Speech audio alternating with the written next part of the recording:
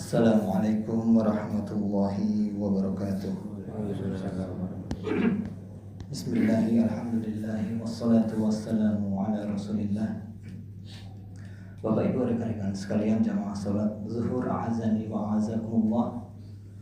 Insyaallah taala hari ini kita akan melanjutkan kembali kajian singkat yang kita selenggarakan selama bulan Ramadan ini dengan tema menikmati faidah dari kisah terindah, mengambil pelajaran, membaca keterangan para ulama kita terkait dengan tafsir surah Yusuf, surah yang ke-12 dari urutan Mushaf Al-Quranul Karim.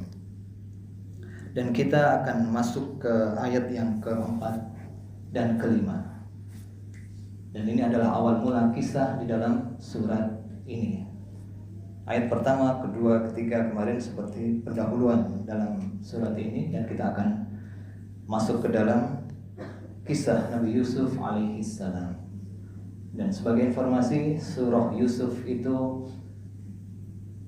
surah yang cukup menarik untuk dihafalkan dan insya Allah mudah karena berisi cerita dan kronologi yang berurutan. Jadi ketika kita menghafal itu kita akan dimudahkan dengan alur cerita yang ketika kita mengulang-ulang ayatnya akan punya guidance gitu ya. Berbeda mungkin dengan ayat-ayat yang lainnya yang tema pembicaraan dalam ayat-ayat atau surat-surat tersebut terkadang berpindah-pindah. Kita masuk ke dalam ayat yang keempat, yaitu firman Allah Subhanahu wa taala, "Idz qala Yusufu li abihi ya abati inni ra'aitu ahada asyara kawkaban wasyamsa wal qamar ra'aituhum li sajidin." Kisah ini dimulai ketika Yusuf berkata kepada ayahnya, "Wahai ayahku, sesungguhnya aku bermimpi. Di dalam mimpiku aku melihat 11 bintang, matahari dan bulan, mereka semua sujud kepadaku." Qala ya bunayya la taqsus ru'yaka ala ikhwatika. Maka ayahnya menjawab, yaitu Nabi Yakub alaihissalam, "Wahai anakku, jangan engkau ceritakan mimpimu itu kepada saudara-saudaramu. Fayakidu laka kaida." Karena ketika mereka mendengar, mengetahui engkau bermimpi seperti itu, mereka akan membuat makar kepadamu. Inna syaitana lil insani aduwwun mubin. Sesungguhnya syaitan itu adalah musuh yang nyata bagi manusia. Di awal kisah ini kita melihat bagaimana Allah Subhanahu wa taala menceritakan dialog antara ayah dan anak. Dan kita perhatikan, ya, silakan teman-teman yang bawa mushaf dibuka mushafnya, bisa dibaca di HP juga. Di ayat yang keempat dan kelima, Nabi Yusuf alaihissalam menggunakan kata yang sangat santun, yang sangat lembut, yang sangat menunjukkan kasih sayang seorang anak kepada bapaknya. Dia menggunakan ya abati, wahai ayahku, wahai ayahku tersayang. Mungkin seperti itu ya kalau kita terjemahkan di bahasa kita. Karena kalau dalam bahasa Arab bisa kita menggunakan ya abi, wahai ayah, wahai ayahku, ya. Tapi Nabi Yusuf menggunakan ya abati. Demikian pula dengan ayahnya. Nah, ayahnya menggunakan kata sapaan ya bunayya, wahai anakku sayang, ya. Kalau menggunakan kata ya ibni itu juga cukup, wahai anakku. Tetapi beliau menggunakan ya bunayya. Dan ini menunjukkan pada hubungan yang dekat antara kedua belah pihak tersebut, antara ayah dan anak. Dan ini sebuah pelajaran besar bagi kita. Hendaknya kita memperhatikan posisi kita berada di mana. Apakah kita sedang berperan sebagai ayah ataukah kita sedang berperan sebagai anak. Ketika kita menyadari posisi kita, tugas kita adalah membangun hubungan terbaik dengan pihak yang akan kita jalin interaksinya tadi. Konteksnya dalam ayat ini adalah antara orang tua dengan anak, antara ayah dengan anak. Dan akan sangat bagus ketika keduanya membangun hubungan itu dengan baik. Yang ayahnya juga perhatian dan mengungkapkan rasa sayang, yang anaknya juga menghormati orang tua dan mengungkapkan rasa sayangnya. Dan ini mungkin sebuah PR bagi kita. Mengungkapkan rasa sayang itu bukan suatu hal yang mudah kalau tidak dilatih. Seorang ayah mungkin sayang kepada anaknya, tetapi dia tidak pernah mengungkapkan dengan perkataan, dengan perbuatan. Seorang ibu mungkin sayang kepada anaknya, tapi mungkin dia tidak mengungkapkannya. Biasanya kalau ibu-ibu lebih mudah mengungkapkan rasa sayang kepada anak-anaknya. Tapi seorang ayah kalau tidak dilatih mengungkapkan itu, maka akan muncul kekakuan.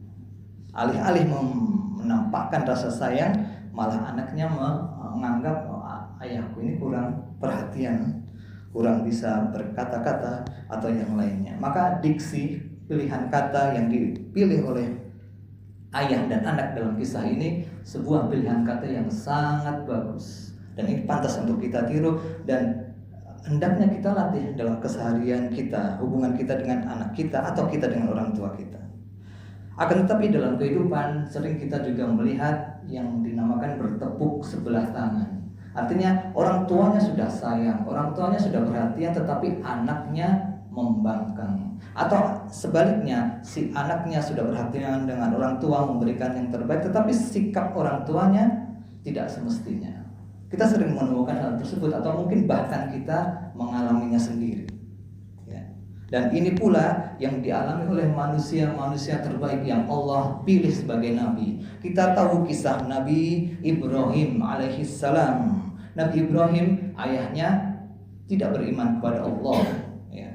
Dan di dalam Al-Quran Allah subhanahu wa ta'ala mengkisahkan dialog antara mereka, antara ayah dan anak, anak yang nabi dan ayah yang kafir. Tetapi Nabi Ibrahim tetap menggunakan kalimat yang paling bagus. Nabi Ibrahim berkata, "Ya abati," lagi-lagi ya abati, wahai ayahku, wahai ayahanda, wahai ayahku tersayang, "lima ta'budu ma la yasma'u wa la yubsiru wa la yughni anka syai'a." Kenapa engkau itu menyembah sesuatu yang tidak bisa mendengar, tidak bisa melihat, tidak bisa memberikan manfaat kepadamu?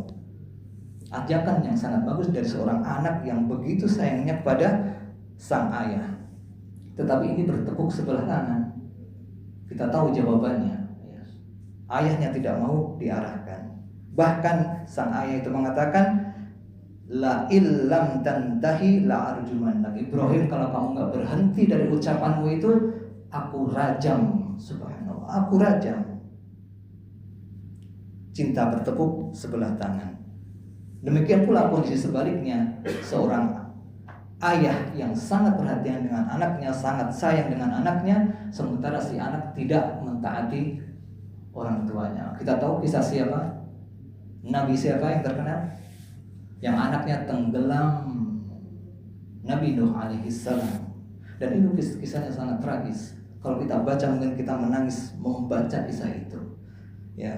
Wa nada Nuhun ibnahu. Dan ketika Nuh memanggil anaknya, wa kana fi ma'zilin, dan anaknya itu sedang terombang-ambing, banjir air bah itu ya. Ya bunayya, Nabi Nuh menggunakan kata seperti tadi.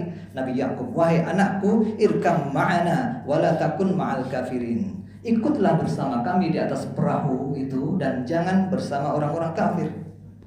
Seorang ayah yang sangat sayang kepada anaknya, tetapi bertepuk sebelah tangan. Qala sa'awi ila jabalin. Kata anaknya, aku akan mendaki gunung dan mencari perlindungan di gunung itu. Yaqsimuni minal ma'. Aku akan aman dari air bah ini. Subhanallah. Ya. Ketika kita bertemu dengan kondisi itu, cinta bertepuk sebelah tangan, maka kewajiban pertama yang hendaknya ada dalam diri kita adalah menjalankan peran terbaik kita tanpa menuntut pihak lain menjalankan peran yang sama juga. Artinya sebagai seorang ayah, jalankan peran terbaik bagi anak kita. Ketika kita menjadi seorang anak, jalankan peran terbaik untuk orang tua kita. Dan untuk menjalankan peran terbaik itu butuh dengan ilmu, butuh dengan ilmu. Tidak cukup dengan perasaan, tidak cukup dengan pengalaman. Karena dengan perasaan bisa jadi seorang ayah itu terlalu longgar sehingga memberikan kepada anaknya tanpa batas. Atau bisa jadi terlalu ketat sehingga anaknya merasa dikurung, dibatasi, ya. maka butuh dengan ilmu. Dan secara khusus seorang ayah bagi bapak-bapak yang sudah memiliki anak, maka peran seorang ayah sangat penting bagi pertumbuhan anaknya. Dan hal yang paling penting dijaga, baik itu ayah dengan anak maupun ibu dengan anak, adalah komunikasinya. Dan kita saksikan gap atau jarak yang ada dalam hubungan seorang anak dan orang tua, baik itu ayah dan ibunya, terkadang tidak disadari oleh kita, ya. Tidak disadari, semakin lama ternyata jarak itu sudah cukup lebar.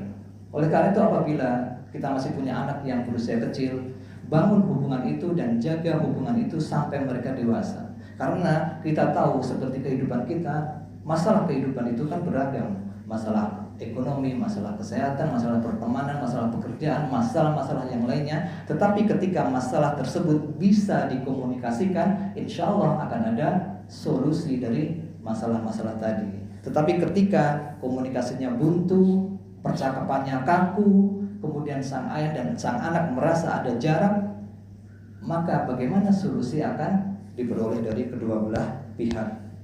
Oleh karena itu, menjaga hubungan, menciptakan kalimat-kalimat yang positif atau memilih kata-kata terbaik untuk berinteraksi dengan mereka, ya, baik mereka itu adalah anak kita atau mereka adalah orang tua kita, adalah upaya yang harus kita perjuangkan dalam kehidupan kita. Dan ini tidak mudah. Kita sendiri merasakan tidak mudah, apalagi yang sudah punya kebiasaan komunikasi yang tidak bagus. Merubahnya itu susah. Tetapi semoga Allah memudahkan ketika kita berniat memang ingin memperbaiki kondisi dan ingin menjadikan hubungan kita dengan orang-orang yang tercinta itu menjadi hubungan yang baik. Dan ini yang bisa kita nikmati dari awal kisah surah Yusuf, bagaimana keluarga itu harus dipertahankan, dimulai dari membangun hubungan terbaik, memilih kata terbaik, dan mengungkapkan rasa sayang kepada pihak-pihak yang memang kita sayangi. Demikian, semoga bermanfaat. Jazakumullah khairan. Terima kasih atas perhatian Bapak Ibu sekalian. Wa barakallahu fikum.